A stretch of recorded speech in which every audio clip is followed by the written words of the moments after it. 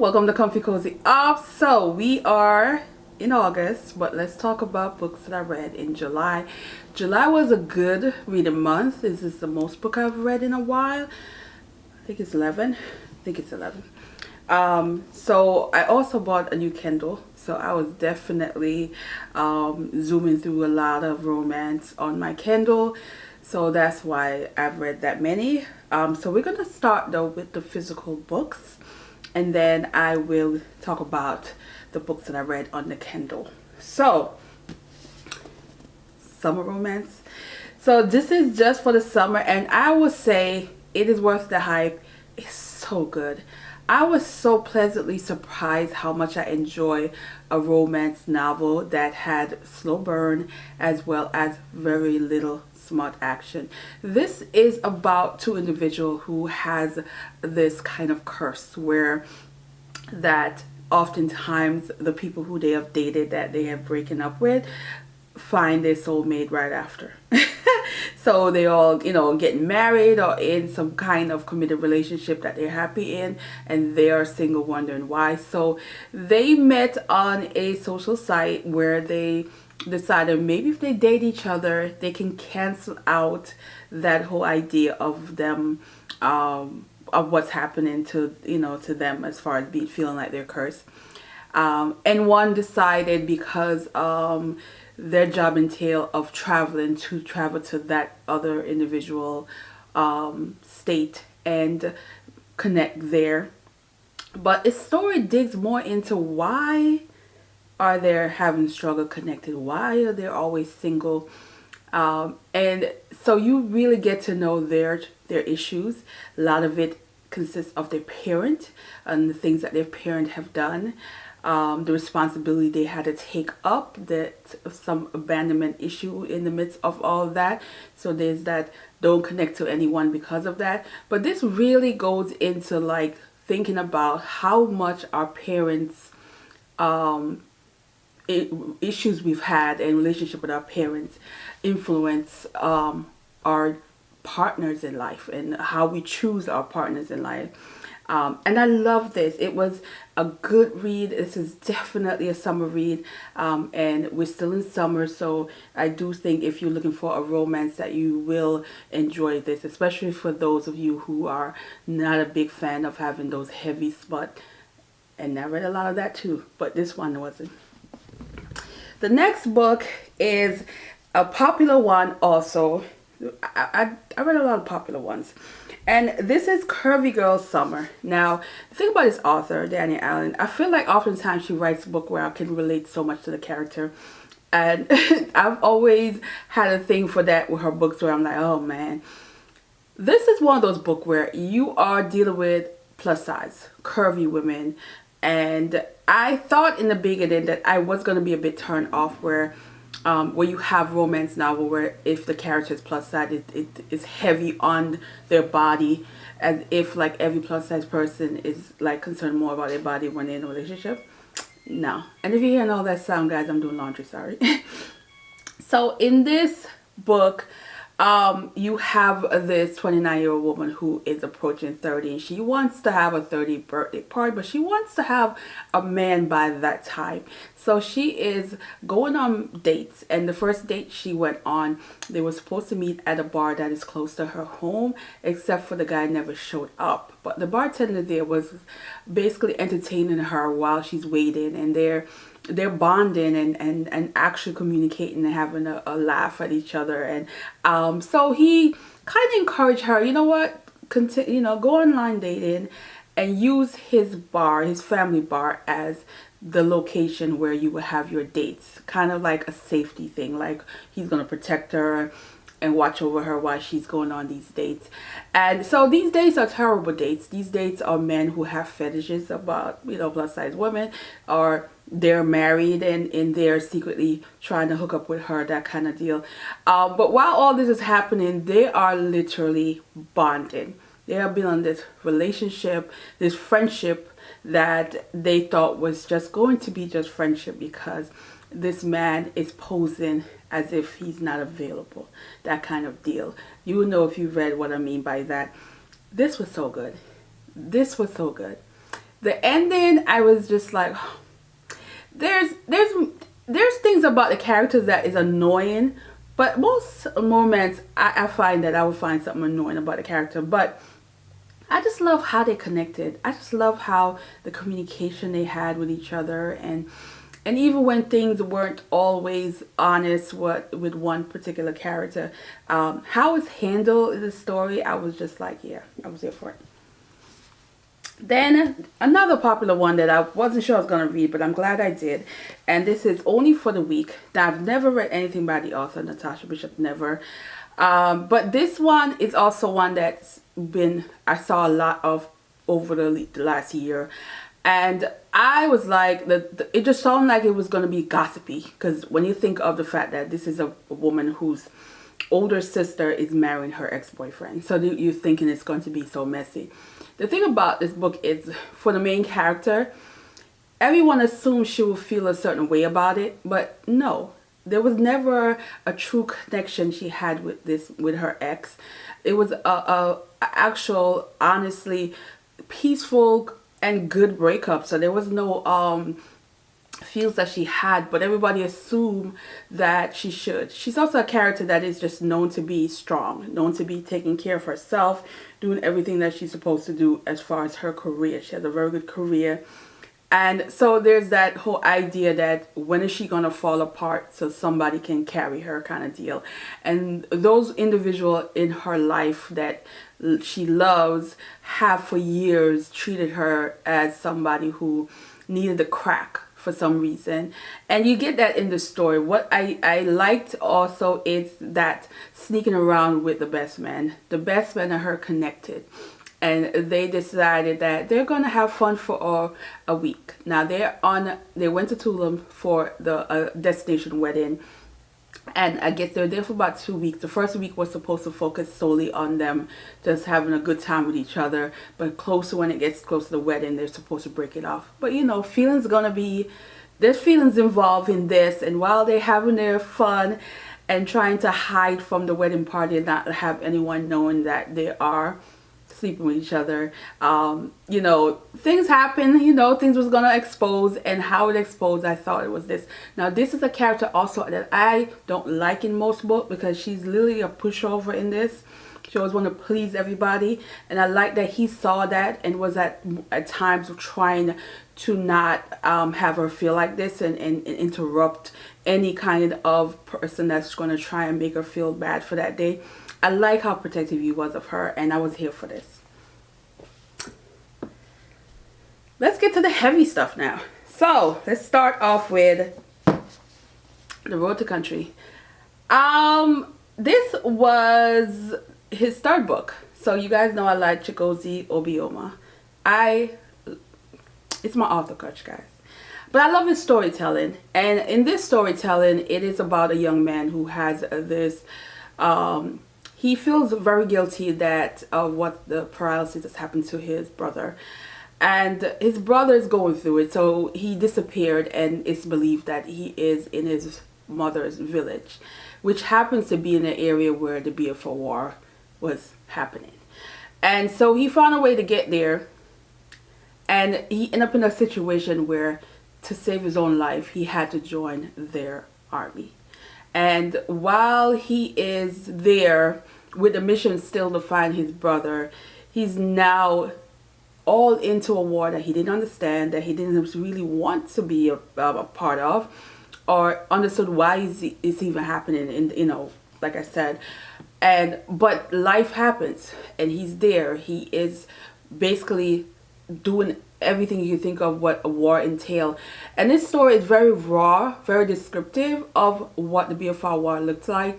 You know, people who die in front of him, how they die, people he bonded with and their death, his own injuries and pain and suffering that he had happened. So, but in this story, there's a little twist to it, because while he's there, the mission was to find his brother, but then the matters of the heart happened with a female soldier, and how he had to embark on a different journey with that situation of whether to leave, stay, what to do, how he's going to handle his feelings and the things that happen while he was there. This is like, I think, about a 2-year span in this book. And so it goes in the beginning, and then it goes with the aftermath of it. And it's very gruesome. It really talks about the starvation that was happening there and the loss. And sometimes when you have a revolutionary kind of war, sometimes the goal, the direction, the purpose lose some of that in the midst of surviving. And you get that in this. Now, this is not a happy book. I felt this book was very much like there's just no happy ending in this at all. But then again, it's war, and not everyone gets that feel of it at the end. There's scars that just remain and sadness that just remains. So I think this was a really interesting story, how that he wrote about the Biafra, how he wrote about any war, because there's things about how it was written that I've never seen in most books that had the war theme. So this was interesting. Then we have a book that was selected for Real Soul Lit for the summer read, read from Didi from Brown Girl Reading, and One Blood. And this is another interesting one that I thought was definitely something I haven't read a lot of when it comes to adoption, when it comes to parenting and family heritage. And in this you have, it starts with multiple generation in this. I would say about 3. We start with a young girl who was with her grandmother. Grandmother raised her. Her mother you know, had some very questionable behavior and things that she felt she wanted in life versus what, you know, she should focus on. It's in a time period where it started with a racial tension in a community that they lived in the South. And it took place where you have the young girl who's now forced to leave the South and end up in a area and end up in a situation that you find her becoming a mother. And that now, the story just goes on from there. Child that was ripped away and was adopted. So now you're following the adopted parents. There's that mother's storyline. You're also following the child in this, as well as, you know, her storyline. But it's so much in this where I find that it's a really good page turner. I find that it digs into the thought of some who have been adopted and never really ever got connected to their biological side. And then it talks about that certain connection that you may have with your biological side that you don't even know you have, but it's sprinkled in this, in that kind of a dream situation. I was like, this also, you know, touch on parenting in a way that there's that time period where parenting was ripped from you. The possibility of having a child was ripped from you regardless of your consent or not. It talks about that in this. And I really thought there's things in this where I wanted more, and I understood why the author didn't give more, because many never get more. They never get the answer. They never get the connection. They never get to see what happened, that kind of deal. So I understood why that wasn't in it, but my part of me was like, I didn't learn a little bit more. But I like that a book like this, as you know, I think it's like 400 pages. 419 pages, and I could have read another 100. That's a good, when you can read a book like this and like, okay, I definitely could have used more, that kind of deal. So, but I do think it's a very strong 4-star for me, and I do recommend this. Then we're gonna stop the last physical book is The Ministerialist. This was the subscriber pick. Now, I would say you guys definitely pay attention and give me books that you figure that I was gonna find entertaining and interesting, and even those weird. I consider this book the weird book. It is weird.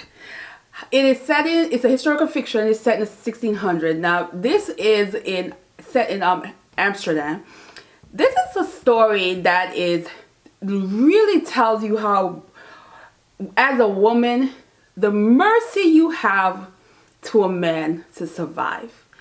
The mercy you have to your own body and the decisions that you made and the consequences that only solely rest on you as a woman and not so much the man. And in this you have a young girl. She's about 18 now. Her father, it doesn't really dig in, but it's considered that he kind of left the family broke. And she can't survive. You're a woman. You need a man to survive. So she's now having to marry this man he's a businessman. There's a lot of, sugar talked about in this and whatever. And he's a businessman who is about 38. So he's a grown man. He considered her a child. It's just the comment what he made in this book.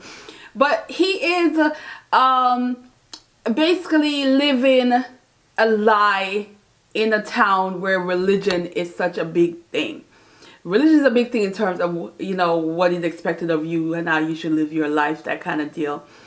And she doesn't know this, but she's now in a home with his sister. His sister is like this gruntled woman who is very rough around the edges.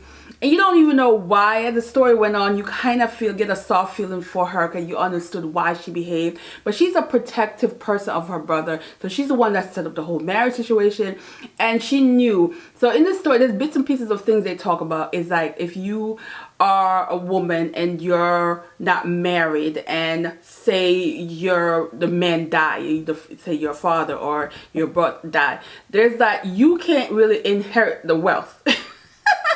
You can't inherit the wealth. It's going to go to somebody else. So there's you again as a woman who probably lived a certain life at the mercy of a man, because you can't, as a woman, you're just like a property in that, essentially you're just like a property.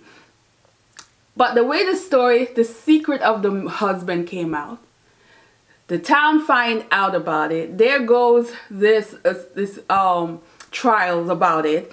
Then on top of that, the sister now also have her secret. And in this story, the poor gullible 18-year-old woman is pretty much trying to be the peacemaker, trying to be the fix-it girl, trying to in a way, she has a heart. And I think in the story, you can see how she was able to understand both both siblings, the husband and her sister-in-law, and these other characters in the story. She has this understanding of what they're going through and want to save them, and not even thinking about her own desire, her own life, and what she was robbed of, because this was not a real marriage. This was a cover-up for the husband. And here she is fantasizing that she was going to have a real marriage, or what she thought a marriage supposed to be, love, intimacy, all that. She wasn't going to get none of that in this. This is very juicy, gossipy kind of for that time, for that era. And I was entertained. I was actually entertained. I was entertained. I was like, oh, y'all know me. Oh, y'all really know me. I was entertained. Now, I would say it is given in parts. The first part, it was slow for me. It was too slow. I mean, the first part, I was like, oh, wait, when we get into some juicy stuff, because it was just like, the house was creepy. Then there's also who is supposed to minister this is kind of like this person that foresee the future and giving signs of things. So there was like a creepy mystery thing going on that, you kind of like, okay, but it just felt slow. But then part one also that ending was like, oh, that's why y'all want me to read this book. The ending is when I was like, oh yeah, I'm all in this. I'm all in this. And then it just got better, and then it was just like more juicy stuff happening. There's a little action pack in there. Y'all didn't play with me with this. Y'all didn't play with me. I was I was entertained. I'm not even gonna lie to y'all. I was very entertained by this. Alright, let's get to some juicy stuff as far as romance. All this romance I'm going to tell you about, smut. Sexy smut. So if you're not into smut, don't even do it. So I did finish the vampire series, and that is Clarity by Christina C. Jones. And it was my favorite of the 3 books, but I like the brother. Paris in this one is just, he gonna get what he wants. He's the one that stirred the pot when it comes to his other, you know, his 2 brothers and how they connected with the bond that they have. So this is a series where they're vampires, but they have women who are their chosen one. Like, they have no say. It's like the universe selected that person for them, and no matter what, they have to have that person. And then when the person also see them, they're drawn to each other. They don't even know how or why, but they're drawn to each other. And so in this one, the female character in this is different from the others because she has certain things. So I can't really tell you because it's really a short one. But just know that he was not going to let her run away. She was trying to run away. She ended up in Louisiana, and in this you learn her own family secrets and what she really is in this. So I thought that was cute, but not my favorite. Curiosity, hands down. Then I read a series, and this series not only has 1 book, 4, and it follows 3 siblings, and then the 4th one, it follows the parent. And then the last one follows the aftermath of having kids. Yeah. So we are, let's see. The first one is Luca. And in Luca, you have this man who is the oldest sibling. He's the oldest brother. He's very protective of his family. And in that being protective of his family, end up going to jail for 8 years because he had to kill a man who was harming his sister. And in the act of she's badly beaten up. That was the end of it. And he ends up still, which to me was a self-defense situation, but you know, he still got time. He comes from a very wealthy family. They have a little sketchy lifestyle. That's all y'all gonna know in the book. And so he's meeting his sister's friend the first time. Instant connection. He wanted to date her. He wanted to get to know her. But she's a runaway. She ran away from an abusive man with her 2 daughters in her. And she was living in that town, which is near her mother. And in fear, but still wanted to start over. She was so used to being with this person who basically did everything. And in doing everything, she had no independence, no money, no way of even surviving on her own, and he purposely did that. I like this. Luca was just, I'm going to do everything for you. I'm going to take care of you. That's just how I do when it comes to women. Because he saw that. He saw that in his father, and that's just how he knows how to be. And she couldn't accept that because she just escaped from somebody who did that, everything for her, but with a catch. Love this. I love that it was her friend's brother. So there's that different kind of feel for him. And I thought it was interesting. Very much sexy. Now, he's very alpha, and she is not. So it works for them in that way. And I think as a reader, if you're not a big fan of alpha character, you might have a problem with Luca, because Luca is but he loved him some ever. He loved her. Took her 2 kids in as if it's his, and they multiplied. Then you have the second one, which is Lyrics. Lyric is the baby. She is the sister who pretty much always get what she wants. And in this, you have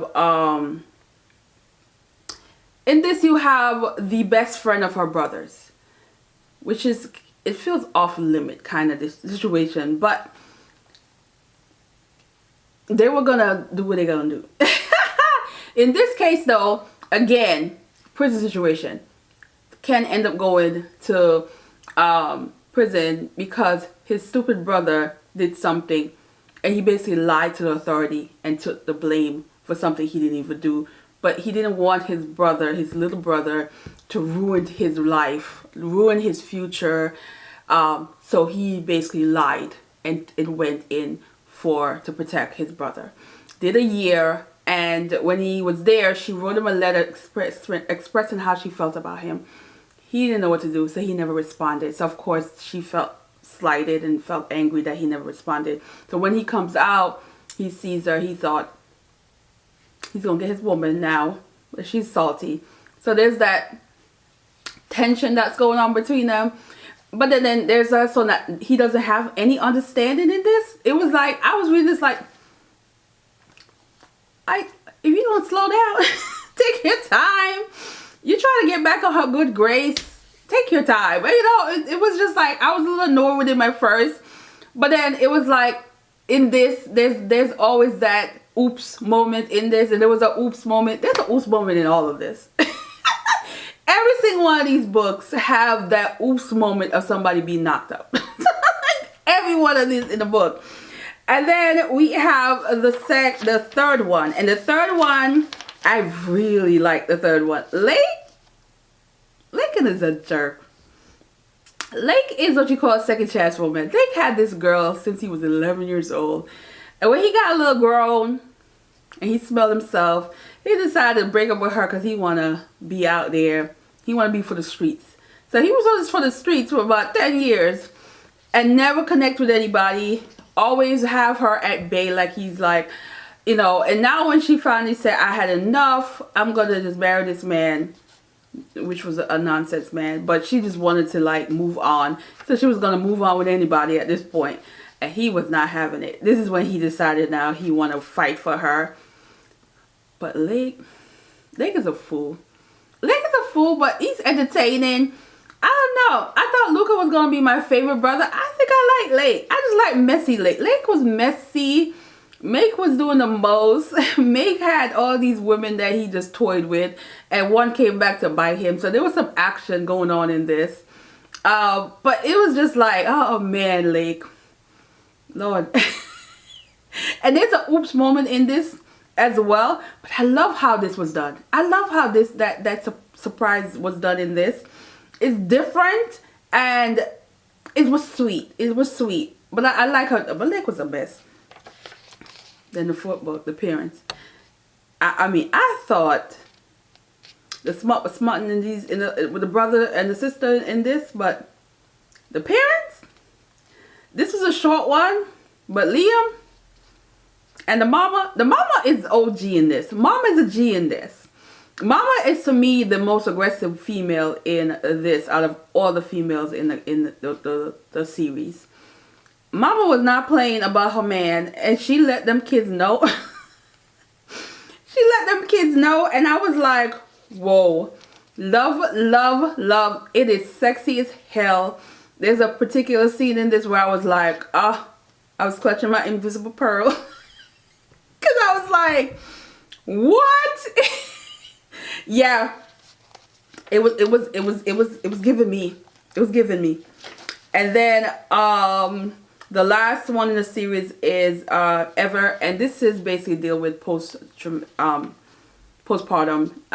depression, and I like how it was handled in this and how it talks about it. And I didn't think what were they gonna do. When I realized there was a fifth book, I kind of was like, why do we need a fifth book? But I like that it was a short story that really talks about it. Cause I mean, she was popping them kids out. She was popping them kids out. And the last one took a toll on her, and I liked how it was talked about in this story. It was really, really interesting. And one of the things let's go back to Liam. Liam had a secret reveal in the end of this one. And I'm glad I didn't read the book that I've had on my Kindle for over a year. I read 30 pages in, and I remember putting it down because it really talks about a heavy subject, and I was just like, okay, I'm not ready for this. I'm glad I didn't, because there would absolutely have been a lot of spoiler in it, because it's these characters that pop up in the spin-off of this series. So I'm going to go back to that book now that, alright guys, I got cut off. So now that I know what the connection is, I'm going to go back to this book and read it, because I think it's going to be even more interesting knowing what I know from how the series ends. So I'm glad I didn't finish those 2 books, because they're spin-off, and they would have definitely spoiled it for me for this. But anyway, that is it. That's all the books. So I'm going to continue this month. I do have the booker list, so the next video I will talk about what I picked up so far from the list, how I'm going to start that. And I'm also going to continue my romance series. I am loving, it's a time of the year I love reading all these romance. So there's more videos and things to come. So I will definitely see you in the next one. Also, Journal Moves still continues. So see you in the next one, guys. And thanks for watching. Ooh, you read any of this book? Let me know how you felt about them. And also, we need to add to the jar still. So let me know what some of your favorite books that you want me to add to the jar. And I'll see you guys in the next one.